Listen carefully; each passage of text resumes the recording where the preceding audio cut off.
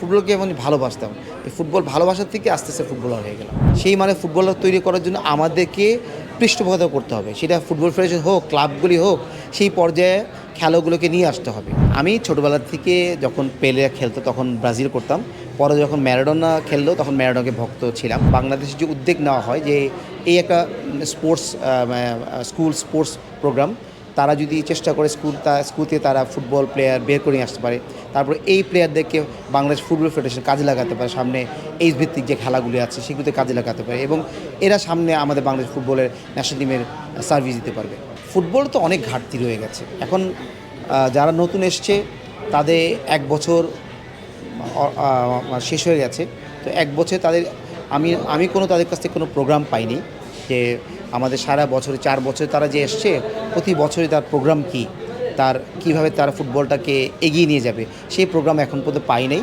তো আমি দেখেছি যে তারা আন্ডার 16, আন্ডার 15, আন্ডার 17 একটা প্রোগ্রাম দিয়েছে আর বি লিগের ফুটবল খেলাগুলো চালাচ্ছে। তো আমি মনে করি যে তাদের থেকে জনগণ আশা করে বাংলাদেশ ফুটবলে যে এই 10-20 বছর যে অবক্ষয় হয়েছে, যে ক্ষতির মুখে পড়েছে, যে র্যাঙ্কিং 194 চলে গিয়েছে, সেটাতে কীভাবে উত্তরণ করা যায়, ফুটবলকে আবার এগিয়ে নিয়ে আসা যায়, সেই ক্ষেত্রে তাদের একটা সুষ্ঠু একটা প্ল্যানিংয়ের দরকার। বান্ডেল থাকলে প্রতি সেনমানিতে টাকা বাঁচবে।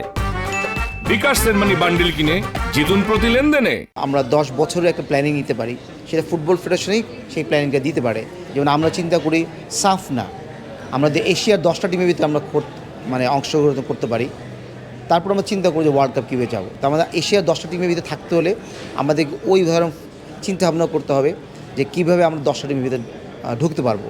সেই প্ল্যানগুলিকে ফুটবল ফেডারেশন নিতে হবে। সেই ফুটবলার তৈরি করার জন্য আমাদেরকে পৃষ্ঠপোষকতা করতে হবে। সেটা ফুটবল ফেডারেশন হোক, ক্লাবগুলি হোক, সেই পর্যায়ে খেলাগুলোকে নিয়ে আসতে হবে। ভালো খেলা উপহার না দিলে, ভালো খেলা যদি না খেলতে পারি আমরা, তাহলে আমার দর্শক মাঠে আসবে না। যখন আমি খেলতাম তখন তো সালাউদ্দিন ভাই ছিল, এনায়েত ভাই ছিল, আরও অনেক ফুটবলার ছিল, আশিস ভাই ভদ্র ছিল। তো এরা তো অনেক প্লেয়ার ছিল।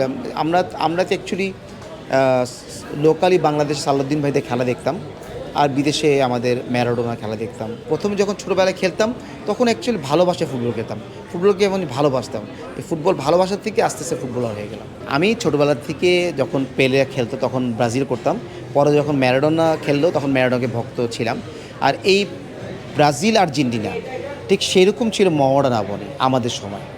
এই ক্রেজটা অন্যরকম ছিল, দর্শক কানায় কানায় পূর্ণ হয়েছে ফুটবল ফেডারেশন। তো সেইটাকে আবার নিয়ে আসার জন্য তো আমাদের ফুটবল ফেডারেশনকে ভালো মতন কাজ করতে হবে। আর আমাদের আমি মহড়া এবং আবাহনীকে বলতে চাই যে আপনারা ওই রকম দল করেন যে আবার যিনি আমাদের বাংলাদেশের দর্শকরা, দর্শকরা মাঠে যেয়ে খেলা দেখেন।